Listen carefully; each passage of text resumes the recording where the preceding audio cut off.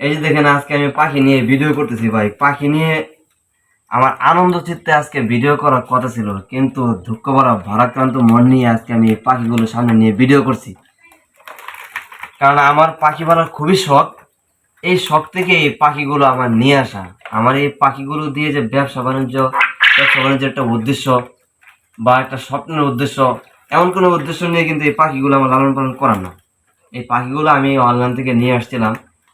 তো পাখিগুলো যখন অর্ডার করছিলাম তখন ওনারা বলছিলেন ডিমের পাখি, কিন্তু এই পাখিগুলোকে প্রায় আমার 2 সপ্তাহের মতো লালন পালন করতে হয়েছে। আনার পর বেশ কয়েকটা ডিম দিছে, তারপর ডিম বন্ধ করে দিছিল। তার পরবর্তী ওনাদেরকে জিজ্ঞাসা করা হয়েছে যে পাখিগুলো ডিম কেন দিচ্ছে না। তো ওনারা বলছিলেন যে লং জার্নির কারণে। তো ওষুধপত্র দেওয়ার পরে 2 সপ্তাহ পর থেকে ডিম দেওয়া শুরু করছিল, প্রায় আরো 2 সপ্তাহ ডিম দিয়েছি। তো আমার 16টা মর্দি পাখি ছিল, 6টা ছিল মর্দা পাখি। তো আজকে পাখিগুলো আমাকে ডিম দিয়ে মানে এই পরিমাণ ডিম দিতেছিল, প্রতিদিনই এক ডিম, মানে বিকালবেলা হলে 16টা ডিম এরকম, অনেকগুলো ডিম হয়ে গেছিল।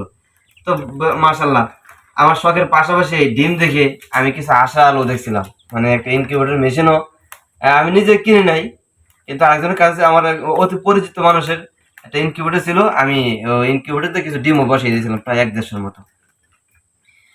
তো একটা কথা আছে না, মানুষের ভিতরে যখন মানে আনন্দটা খুব বেশি বেড়ে যায়, তখন তার ভিতরে মানে সঠিক চিন্তাটা, ঠিক আছে, মানে স্বপ্ন থেকে সঠিক চিন্তাটা কমে যায়। এটাই বাস্তব, ঠিক আছে। আমার ক্ষেত্রে তাই হয়েছে।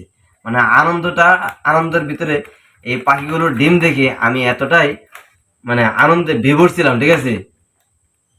এই পাখিগুলোর সঠিক পরিচর্যা করার কথা আমি ভুলেই গিয়েছিলাম। ডিম দেখে আমি প্রতিদিন এই পাখিগুলো আমি বাহিরে রাখতাম, যেহেতু কোনো কিছু আঘাত করে নাই। এক কথায় কি সঠিক পরিচর্যার কথা মানে আমি ভুলে গেছিলাম, যার কারণে এই পাখিগুলো দেখছেন আজকে যে কটা পাখি এখানে আনছিলাম এই কটা পাখি এখানে নাই।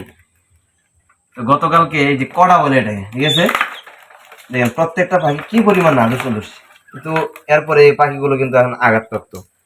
তো এই এলাকায় এটাকে কড়া বলে, আবার কেউ খাটাসও বলে।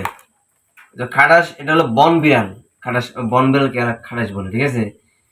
তো এই এলাকার মানুষ আবার মানে কি বলবো, মানে প্রত্যেকটা প্রাণীর ক্ষেত্রে খুবই যত্নশীল।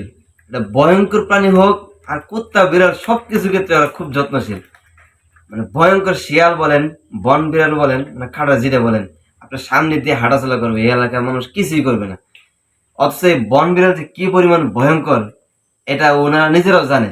দেখবেন কি দিনের বেলায় মুরগি ধরে নিয়ে যেতেছে, শিয়ালে মুরগি ধরে নিয়ে যেতেছে, হাঁস ধরে নিয়ে যেতেছে, এই বন বিড়াল এবং শিয়াল। তারপরেও এদের সামনে দিয়ে হাঁটাচলা করলেও বন বিড়ালকে এরা কিছুই করে না। তো আমিও ভাবছিলাম যে আমার সামনে দিয়েও চলাফেরা করে, যেহেতু বন বিড়াল হয়তো কিছু করবে না, কিন্তু আমি এটা বাইরে রাখার পরে গতকালকে এক রাতে আমার পাখিগুলো অনেকগুলো পাখি নিয়ে গেছে। আর কয়টা পাখি আছে এরপরে আমি গনি না, আমার মনটা একদম খারাপ হয়ে গেছে। এখন দেখেন যে পাখিগুলো আছে প্রত্যেকটা পাখি এখানে আঘাতপ্রাপ্ত। কি বলবো, মানে এই পরিমাণ আঘাত করছে। এটা আমি হয়তো ফেসবুকে যেহেতু আমি ভিডিওটা দিব, সেই কারণে আমি এই আঘাতগুলো দেখাইতে পারতেছি না। এক রাতে আমার পাখিগুলো খেয়ে ফেলছে। এই যে লোহার খাঁচাটা ছিল, লোহার খাঁচাটা এরকম ফাঁক করছে, ঠিক আছে, অনেক বড়। গতকালকে আমি দেখলাম, আজকে দিনের বেলা আসছে, আজকে সন্ধ্যার সময় আবার মানে এক দিনের বেলায় মানে সন্ধ্যার সময় আবারও চলে আসছে এই পাখি খাওয়ার জন্য। তো যার কারণে আমি ঘোরা নিয়ে আসলাম। তো প্রিয় বন্ধুগণ, যারা যারা এরকম শখ করে পাখি পালেন বা শখের কোনো জিনিস আছে, তারা এই পাখিগুলো উন্নতি দেখে বা শখের জিনিসের উন্নতি দেখে আনন্দে বিভোর হয়ে, ঠিক আছে, তাদের সঠিক পরিচর্যার কথা কখনোই বলবেন না, তাহলে কিন্তু আমার মতো আপনাদের এরকম পস্তাতে হবে।